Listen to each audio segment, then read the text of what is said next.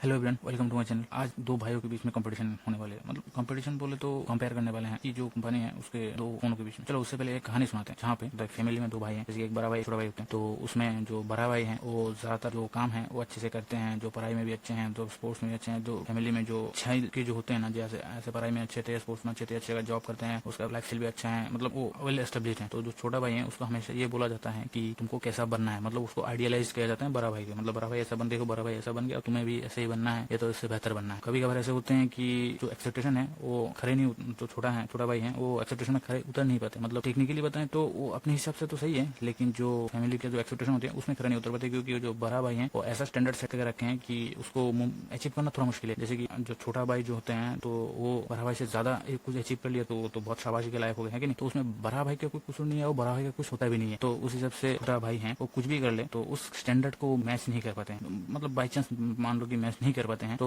तब क्या आप उसको फेलियर कहेंगे? टेक्निकली तो वो अब जो स्टैंडर्ड मीट करना चाहिए तो वो तो मीट कर लिए। हाँ, उस स्टैंडर्ड को क्रॉस नहीं कर पाए जो बड़े भाई ने सेट किया था। एंगल से देखोगे मतलब अलग ही, मतलब फैमिली से बाहर कोई अलग पर्सपेक्टिव से देखोगे, जो अलग फैमिली के साथ कंपेयर करोगे जो, तो उससे बहुत बेहतर है। लेकिन यहाँ पे जो कंपटीशन है वो फैमिली में है, तो उसमें बड़ा भाई में कंपटीशन जो है उसमें वो फेल हो जाते हैं। तो इस सबसे आपको फेलियर तो नहीं कह सकते। मतलब आप बताना कि आपको फेलियर कह सकते हो कि नहीं कह सकते। तो सेम चीज आज इसमें होने वाला है। जैसे कि आईक्यू की तरफ से दो फोन आते हैं। पहला जो है आईक्यू 7, जिसको मैं बड़ा भाई की कैटेगरी में डाला था, और जो है आईक्यू नियो 6 जो छोटा भाई है, जो रिसेंटली लॉन्च हुआ है। तो आपको क्या लगता है कि आईक्यू नियो 6 जो आईक्यू 7 को जो स्टैंडर्ड है वो क्रॉस कर पाए हैं, या उसके बराबर भी पहुंच पाए हैं, या उससे नीचे रह गए हैं? तो बताना कमेंट सेक्शन में। तो शुरू करते हैं। जैसे कंपैरिजन में पहले सिमिलरिटी दिखा जाता है, उसके बाद कौन सा डिफरेंस है। और सिमिलरिटी में मतलब वो दोनों में ही मिलते हैं, वो आईक्यू में, आईक्यू 7 में मिल जाते हैं, आईक्यू नियो 6 में भी मिल जाते हैं। लेकिन उसमें क्या आपके लिए मैटर करते हैं? जैसे कि किसी में कैमरा अच्छा हुआ, मतलब मैं हाइपोथेटिकल बता रहा हूँ कि किसी में कैमरा अच्छा हुआ है, किसी में बैटरी अच्छा हुआ, अलग अलग चीज में अलग अलग चीज अच्छे होते हैं। तो उस हिसाब से आपको कौन सा चूज करना चाहिए और क्यों चूज करना चाहिए, मेरे कहने का मतलब ये है कि आपको प्रेफरेंस देखना चाहिए। हर किसी को कैमरा इंपॉर्टेंट नहीं होते हैं, और हर किसी के बैटरी इंपॉर्टेंट नहीं होते, हर किसी को परफॉर्मेंस इंपॉर्टेंट नहीं होते हैं। अलग लोगों के अलग अलग नीड होते हैं। तो उस नीड के हिसाब से कौन सा आपको मीट कर रहा है वो देखना है। इस हिसाब से पहले सिमिलरिटी बात करें, उसके बाद डिफरेंस की बात करते हैं, उसके बाद कंक्लूजन की बात करते हैं। सिमिलरिटी में पहला चीज है वो processor. Of course Qualcomm Snapdragon 870 processor, जो one of the stable processor है, जो आपको भी पता है, मुझे भी पता है। तो मतलब आईक्यू नियो 6 में उसमें भी स्नैपड्रैगन 870 आते हैं, और जो आईक्यू 7 है उसमें भी स्नैपड्रैगन 870 आते हैं। हालांकि आईक्यू 7 एक साल पुराना है, लेकिन दोनों में सेम प्रोसेसर आते हैं। और 870 जो है ना, क्वालकॉम का सबसे स्टेबल प्रोसेसर माना जाता है अभी तक। स्टेबल भी है और परफॉर्मेंस भी अच्छे दे देते हैं, और ग्राफिक्स परफॉर्मेंस भी अच्छे हैं ना। और दूसरा है डिस्प्ले। डिस्प्ले की बात करें, दोनों में 6.62 इंच सुपर एमोलेड डिस्प्ले मिल जाते हैं, जिसमें HDR10 भी सपोर्ट करते हैं, जिसका पीक ब्राइटनेस है 1300 नेट्स, और जिसका रिफ्रेश रेट की बात करें तो 120 हर्ट्ज है। ऑलमोस्ट सेम है। मतलब इस पे सिर्फ एक ही उसमें फर्क है, वो है टच सैंपलिंग रेट का। जहाँ पे आईक्यू 7 में 300 हर्ट्ज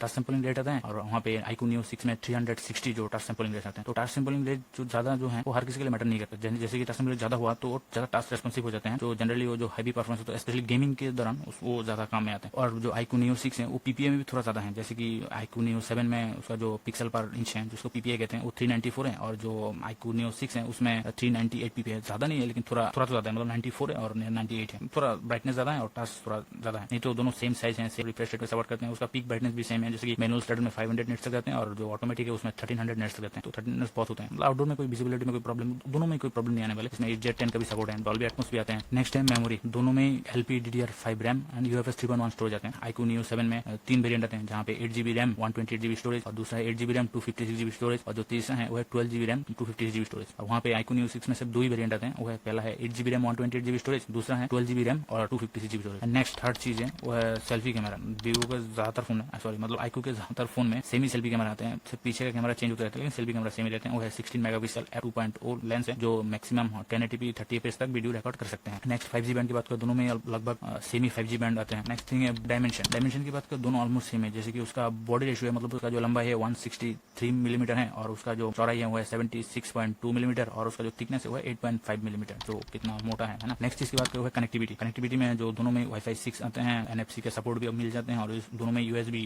2.0 का सपोर्ट मिल जाते हैं OTG के साथ। वहाँ पे एक ही डिफरेंस है, वो है ब्लूटूथ वर्जन के, जहाँ पे आईक्यू 7 में ब्लूटूथ वर्जन 5.1 आते हैं, और वहाँ पे आईक्यू नियो 6 में ब्लूटूथ वर्जन 5.2 मिलते हैं। मतलब आईक्यू नियो 6 लेटेस्ट है, मतलब ब्लूटूथ लेटेस्ट वर्जन के साथ है 5.2। ये था जो सिमिलरिटी, कुछ सिमिलरिटी जो थे वो ये था। और नेक्स्ट हम जो जिसके बारे में बात करने वाले हैं वो है डिफरेंस। मतलब क्या क्या डिफरेंस है। डिफरेंशिएशन में सबसे पहली बात जो आते हैं वो बैक कैमरा। मतलब फ्रंट कैमरा तो सेम है, लेकिन बैक कैमरा दोनों में अलग है। वहाँ पे आईक्यू 7 की बात करें, 48 मेगापिक्सल सोनी IMX 598 सेंसर के साथ हैं, जिसमें ऑफकोर्स OIS भी मिल जाते हैं। और जो दूसरा है वो है 13 मेगापिक्सल अल्ट्रा वाइड कैमरा, जिसमें 120 degree field of view provide करते हैं, और ऑफकोर्स तीसरा है मोनो कैमरा 2 मेगापिक्सल का, जो होना ना होना तो इतना फर्क नहीं पड़ना चाहिए, लेकिन है तो ठीक है, मतलब टेक्निकली ट्रिपल कैमरा है। और वहाँ पे iQOO Neo से 64 मेगापिक्सल वाईएस के साथ सेंसर मिलते हैं जो प्राइमरी सेंसर है, और दूसरा है 8 मेगापिक्सल का अल्ट्रा वाइड जो 114 degree field of view provide करते हैं, जिसका अपर्चर है f2.2, और तीसरा है 2 मेगापिक्सल का डेप्थ कैमरा, ऑफकोर्स इसका अपर्चर है 2.4, जो इतना मैटर नहीं करता कितना अपर्चर है, 2 मेगापिक्सल कितने फोटो खींच लोगे, यही डिफरेंस पता ही चल रहा है। जो iQOO 7 है भले ही वो पुराना है, लेकिन उसका कैमरा थोड़ा बेहतर है as compare to iQOO Neo 6। जैसे कि वहाँ पे भले उम्र में थोड़ा कम है, लेकिन जो सोनी का ज्यादातर आपको पता है, मुझे पता है, जो सोनी का जो कैमरा सेंसर होते हैं वो कंपेरेटिवली बेहतर होते हैं बाकी कैमरा सेंसर के मुकाबले। तो इसीलिए जो iQOO Neo 6 में जो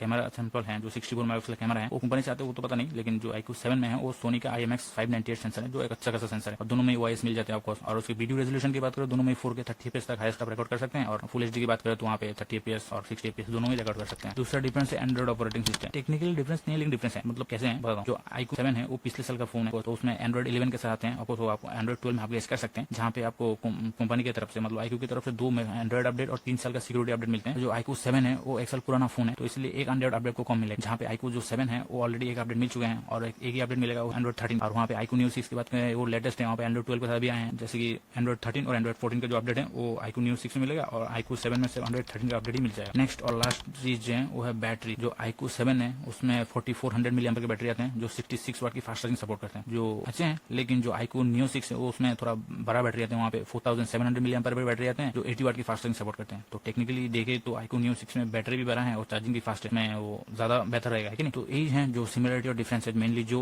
जिस फैक्टर के ऊपर कोई भी फोन लेने का बाइंग डिसीजन होते हैं वो डिपेंड करते हैं, यही डिफरेंस है। और मैंने पहले बताया क्या क्या सिमिलरिटी इसमें है और क्या क्या डिफरेंस है। तो एट द एंड कंक्लूजन की बात करें, जहाँ पे आपको कैमरा सबसे ज्यादा प्रायोरिटी है, कुछ लोग होते हैं कैमरा सबसे ज्यादा प्रायोरिटी, उसमें तो डेफिनेटली iQOO 7 बेहतर है। मतलब ऐसा नहीं है कि Neo 6 में जो कैमरा है वो बेकार है, डेफिनेटली वो बेकार नहीं है, लेकिन iQOO 7 का जो कैमरा है वो थोड़ा बेहतर है, क्योंकि उसमें पहली बात तो सोनी का सेंसर मिलते हैं, भले वो कम मेगापिक्सल क्यों ना हो, क्योंकि आपको पता है, मुझे पता है, मेगापिक्सल कुछ नहीं होते हैं, तो ऑप्टिमाइजेशन भी होते हैं। और दूसरी जो अल्ट्रा वाइड है ना, वहाँ पे iQOO 7 में 13 मेगापिक्सल का कैमरा मिला, iQOO Neo 6 में 8 मेगापिक्सल, तो डाउनग्रेड हो गया ना। तो बाकी जो 2 मेगापिक्सल का सो कॉल्ड कैमरा तो मिल जाते हैं, एक में मोनो, दूसरे में डेप्थ, और सेल्फी कैमरा आपको दोनों में सेम ही कैमरा आते हैं। तो आपको कैमरा मेन प्रायोरिटी है, मतलब मैं सेल्फी कैमरा की बात नहीं कर रहा हूँ, जो मेन कैमरा होते हैं उसमें मेन प्रायोरिटी आपको कैमरा है, तो आपको iQOO 7 के साथ जाना चाहिए। लेकिन उसमें एक दिक्कत ये है कि आपको एक एंड्रॉइड अपडेट कम मिलेगा, अच्छा परफॉर्मेंस चाहिए, मतलब अच्छा खासा परफॉर्मेंस वाला फोन भी चाहिए, जैसे कि स्नैपड्रैगन 870 पावरफुल प्रोसेसर है और स्टेबल प्रोसेसर भी है। तो ऐसा नहीं कि बेकार प्रोसेसर वाला कैमरा है, मतलब कैमरा अच्छा ले लिया तो बाकी सब में कंप्रोमाइज होगा, ऐसा कुछ कंप्रोमाइज नहीं होगा। सिर्फ अब बताता हूँ कंप्रोमाइज कहाँ हुआ, सिर्फ एक डिस्प्ले में थोड़ा सा कंप्रोमाइज होगा, उसमें भी इतना बढ़िया कंप्रोमाइज नहीं है, मतलब कंप्रोमाइज के नाम पे वहाँ पे डिस्प्ले में थोड़ा सा कंप्रोमाइज होगा। जैसे कि वहाँ पे touch sample rate iQOO Neo 6 में थोड़ा जाता है, जैसे 300 हर्ट्ज का टच सैंपल रेट है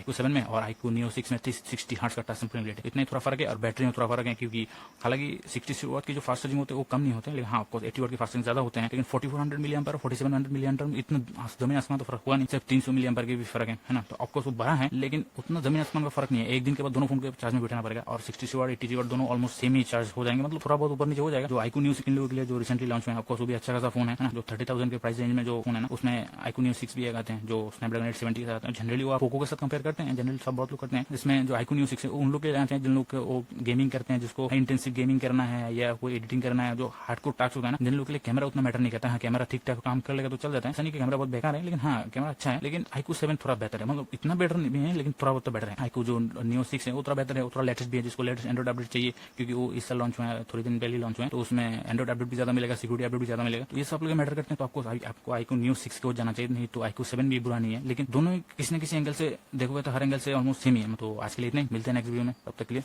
नमस्ते, थैंक यू।